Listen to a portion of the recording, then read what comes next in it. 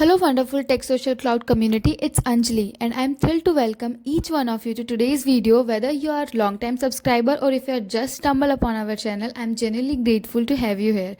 As many of us Microservice has revolutionized the way we design and build modern applications.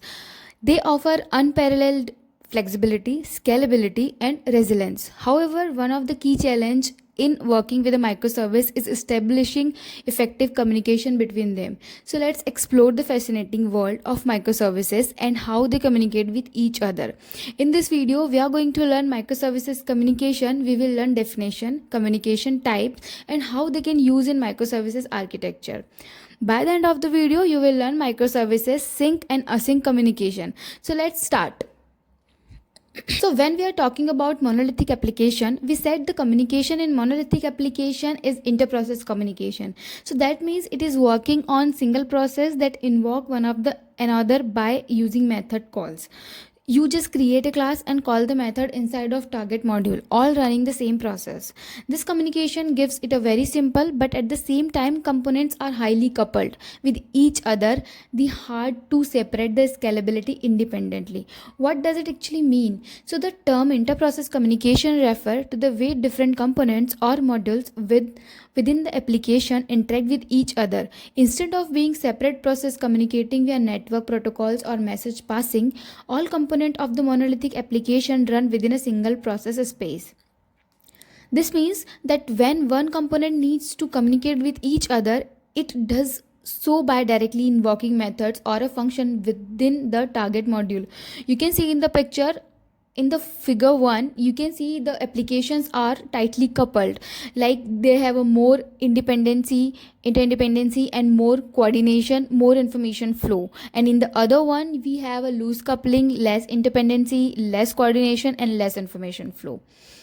Okay, so moving from monolithic architecture to a microservice based architecture involves significant changes, one of which is the communication mechanism between different components. In a microservice architecture, services are distributed and runs as an independent unit, each with its own instance and process. This distributed nature necessitates a different approach to communication compared to the monolithic architecture. One of the biggest challenge when moving to the microservice based application is changing the communication mechanism, because microservices are distributed and microservice communication with each other by inter-service communication on network level.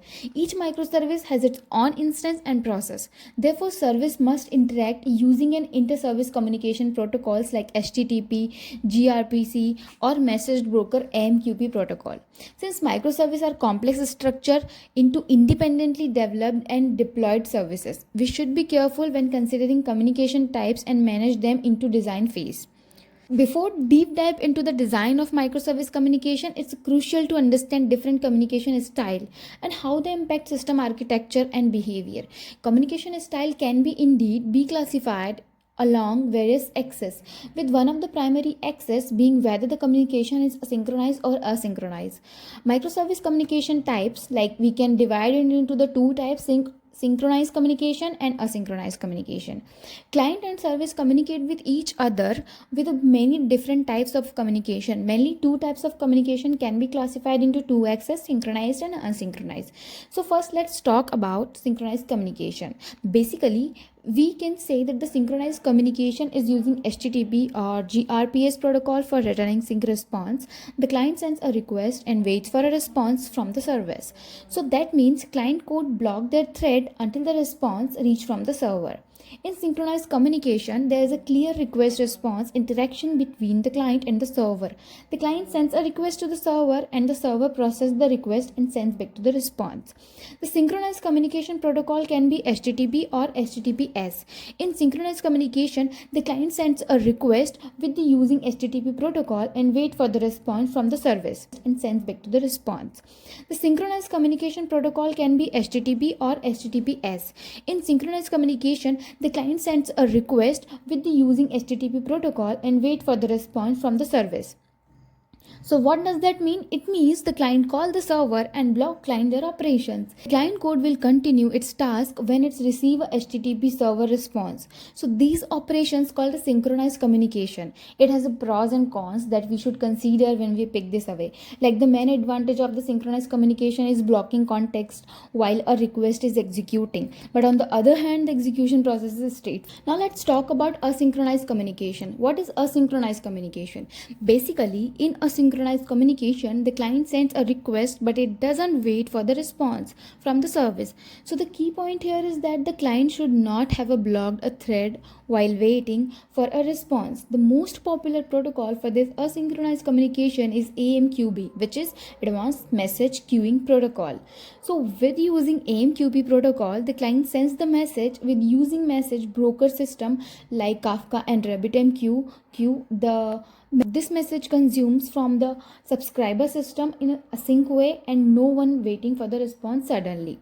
As asynchronous communication also divided by two according to the implementation, as a asynchronous system can be implemented in a one-to-one queue mode and one-to-many mode queue. One-to-one is called queue and the one-to-many called topic. In one-to-one implementation, there is a single producer and single receiver, but in one-to-many topic implementation has a multiple receivers. Each request can be processed by a zero or multiple receivers. One-to-many communication must be asynchronous. So we will see this communication with the publish subscriber mechanism used in a patterns like event-driven microservices architecture in the upcoming video. Basically, an event bus or message broker system is publishing events between multiple microservices, and communication provided by subscribing these events in an async way. Kafka and RabbitMQ is the best tool for these operations.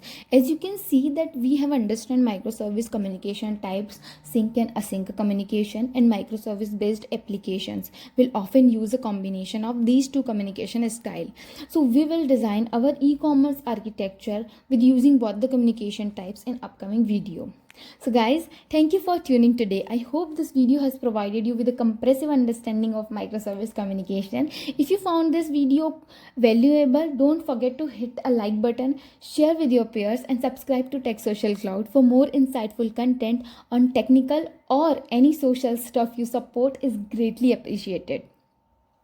Feel free to leave your comments and question down below. I'm always eager to hear your thoughts and engage in discussion. If there are a specific topic you would like me to cover in future videos, please let me know. Thank you for tuning in today. Until next time, bye bye.